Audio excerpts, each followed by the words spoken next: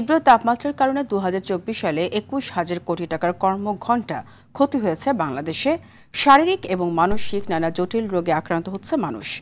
তবে অতিরিক্ত তাপমাত্রার জন্য সরকারি প্রতিষ্ঠানকে দায়ী করেন পরিবেশ উপদেষ্টা সৈয়দ রেজওয়ানা হাসান। মানসিক স্বাস্থ্য ও সামগ্রিক উৎপাদনশীলতা কমে আসছে বলেও জরিপে উঠে আসে। আরও জানাচ্ছেন তৌহিদুর রহমান।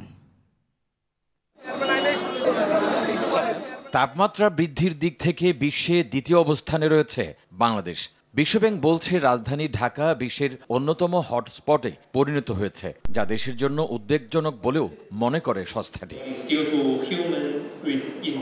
জরিপে বলা হয় 1980 সাল থেকে 2023 সাল পর্যন্ত সারা দেশে গড় তাপমাত্রা বৃদ্ধির হার 1.1 ডিগ্রি। তবে ঢাকার তাপমাত্রা বৃদ্ধির হার সারা দেশের তুলনায় 65% বেশি।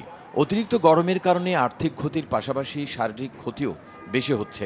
জরিপে অংশ নেওয়া নাগরিকরা দীর্ঘমেয়াদী কাশি ও ডায়রিয়া রোগেও আক্রান্ত হচ্ছেন।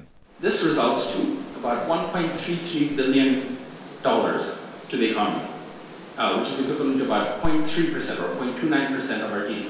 এতে অর্থনীতি মারাত্মক চাপে রয়েছে বলেও মনে করে বিশ্বব্যাংক। দুর্বল নীতির কারণে প্রকৃতি ধ্বংস করে গরম তাপমাত্রা ডেকে আনা হচ্ছে বলে মনে করেন পরিবেশ উপদেষ্টা।